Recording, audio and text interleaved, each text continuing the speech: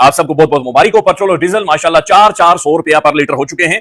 Practically इसका नतीजा ये है कि मैं और आप कंगले हो गए हैं, बर्बाद हो गए हैं। हम जिस्म के कपड़े बेचने जोगे, दवाई गोली यानी तालीम एजुकेशन कुछ भी अफोर्ड करने जोगी पाकिस्तानी आवाम नहीं रही। एक हाल है, एक हाल है।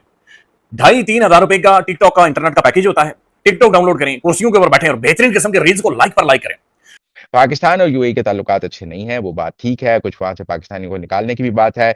एक कुछ लोग कह रहे थे कि वो अपनी पीटीसीएल में सरमायाकारी निकाल लेंगे। अगर किसी की जॉब से उसको इम्पैक्ट आया है और उसके ऊपर हम कोई बात नहीं कर सकते, क्योंकि जिसकी पॉकेट नहीं चल रही होगी अपने घर को कैसे रन करेगा।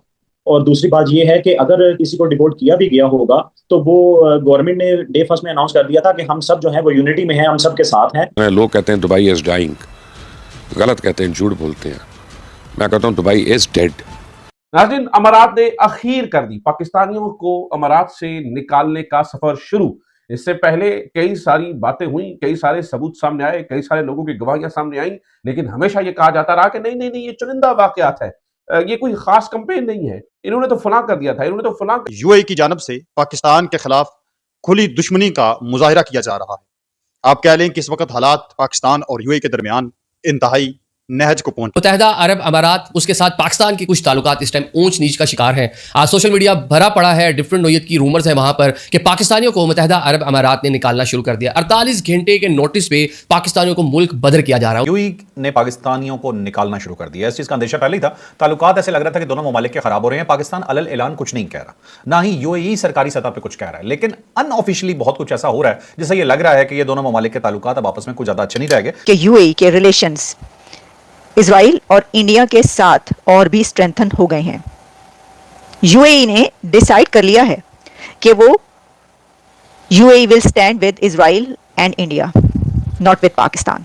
या पाकिस्तान तहरीक इंसाफ, ये जो अपोजिशन पॉलिटिकल पार्टीज हैं, इन्होंने एहतजाज नहीं करना, आवाज नहीं उठानी, ये तो करना ही नहीं है। इन्होंने क्या करना है, नए कपड़े इस्त्री करवाने हैं, एमकेशन के लगानी है, वेस्ट कोट पहननी है और रील्स बनानी है, और हम सब ने धड़ाधड़ रील्स को लाइक करना है और पीछे बैकग्राउंड म्यूजिक लगाना है। ऐसे दस्तूर को, सुबह बेनूर को मैं नहीं मानता, मैं नहीं जानता, लेकिन टिकटॉक के ऊपर यूएई की बात की है तो ये कोई आज की बात नहीं है कि वहां से पाकिस्तानियों को निकाला जा रहा है या पाकिस्तानियों को वहां काम नहीं मिलता। हम जो है ये पीटीसीएल से अपनी जो सरमायाकारी है वो नहीं निकाल रहे, लेकिन अगर निकालेंगे भी तो कोई पाकिस्तान हुकूमत से तो पैसे वापस नहीं ना मांग सकते। उन्होंने बल्कि $800 मिलियन पाकिस्तान का देना है पीटीसीएल का, उस इत्तलात ने। अगर ये डील वो किसी और को बेचना भी चाहेंगे तो वो $800 मिलियन भी तो वो कंपनी देगी ना। मतलब उन्होंने अपने शेयर ओपन मार्केट में बेचने हैं, जिसको मर्जी बेच दें, उससे पाकिस्तान को क्या फर्क पड़ता है। वहां पे कोई ऐसी चीज है कि 48 घंटों में पाकिस्तानियों को कहा गया कि आपको निकाला जा रहा है, या कोई बात की गई है? बेसिकली सबसे पहले एक अच्छा इंसान होना बहुत ज्यादा जरूरी है, और जो अच्छे इंसान होते हैं वो दुनिया में कहीं पे भी रहें, कोई भी उनको डिस्टर्ब नहीं करता। तो अगर किसी ने कोई ऐसी नेगेटिव प्रमोशन की है तो गवर्नमेंट अगर उनके अगेंस्ट एक्शन ले रही है तो बिल्कुल वो सबको लेना चाहिए। दुनिया में वो कहीं पे भी हो, किसी भी कंट्री में रह रहे हो, तो हर गवर्नमेंट उनके खिलाफ ऐसा ही प्लान करे। 15 से 18 लाख पाकिस्तानी है वहाँ पे, तकरीबन 35 लाख हिंदुस्तानी है, 4 से 5 लाख ईरानी है और 2 से 3 लाख बंगाली वहाँ। पाकिस्तानी अफसरों को, खासतौर पर लेबर के साथ पता नहीं क्या हो रहा है, पाकिस्तानी अफसरों को भी अमारात छोड़ने के अहकाम दिए जा रहे हैं। वो लोग जो 20-20 साल पहले वहां से काम कर रहे थे, उनको फौरन अमारात छोड़ने का हुक्म। पाकिस्तानियों के खिलाफ बड़ा एक्शन लिया गया है। 48 घंटे के अंदर अंदर पाकिस्तानी जो लोग उन्होंने अपनी हिरासत में लिए हैं, उनको कहा है कि 48 घंटे के अंदर अंदर आप यहाँ से निकल जाएं, आउट हो जाएं। और पीछे इस वक्त आप जानते हैं कि यूएई के अंदर तकरीबन 18 लाख के करीब पाकिस्तानी काम करते हैं।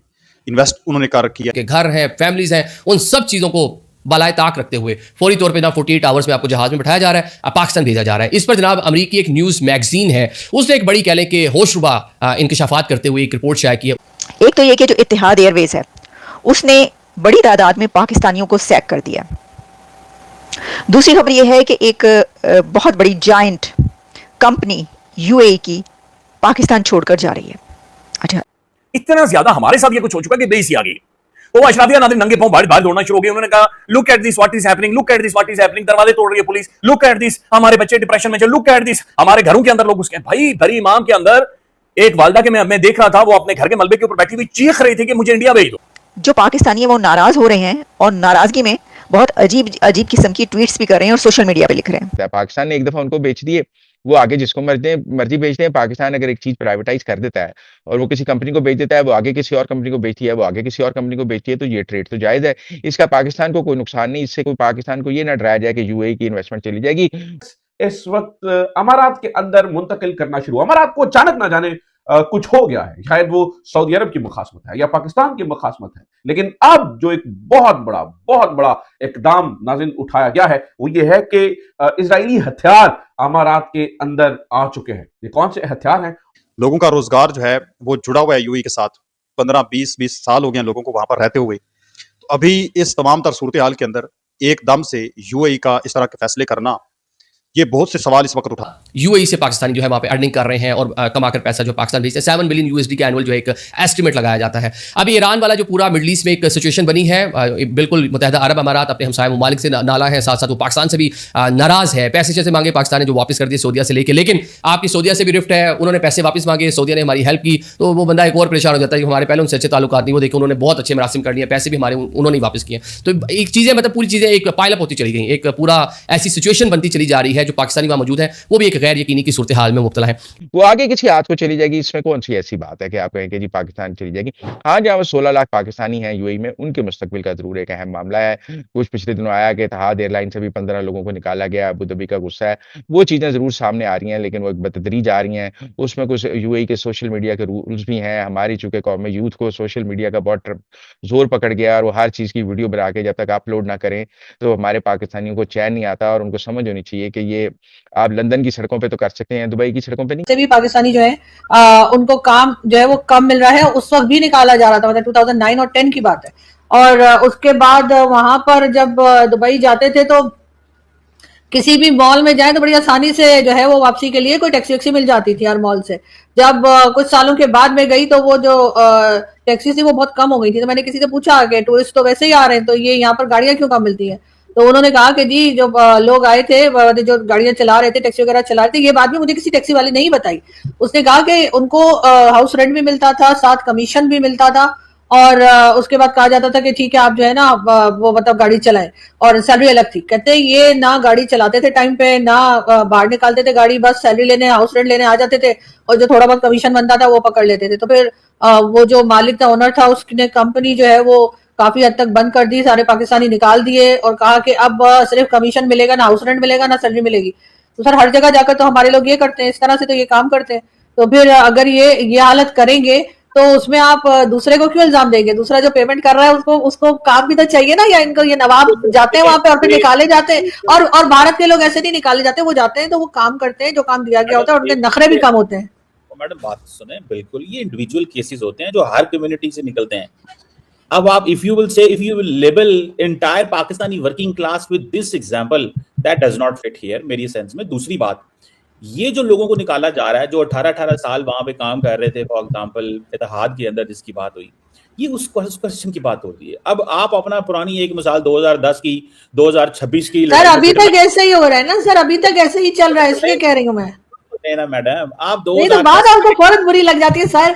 वो जो 2 आदमी, आपके ख्याल से मैं 500 आदमियों की आपको एग्जांपल दूंगी तब आपको यकीन आएगा कैसा करते हैं हमारे लोग। लेकिन सर आज भी हमारे लोग यही कर रहे हैं, इसी तरीके से काम कर रहे हैं, तभी निकाले जाते हैं। किसी और कंट्री के लोग क्यों सारा शिकायत नहीं करते कि जी हमारी जॉब खत्म हो गई, हमें निकाल दिया यूएई ने, जैसे पाकिस्तानियों को निकलता है। कितने भिखारी हमारे यहाँ के पकड़े गए, कभी मैंने नहीं सुना कि भारत के भिखारी पकड़े गए हैं या किसी और कंट्री के, यूरोप के भिखारी पकड़े गए। ऐसा नहीं कि वहां पे भीख नहीं मांगते लोग, भारत में भी भीख मांगी जाती है, यूरोप में भी भीख मांगी जाती है। मैं तो इटली गई थी, मुझे तो इटली में भी लोग भीख मांगते हुए मिले थे, तो मैंने कहा यहाँ भी पहुंचे हुए।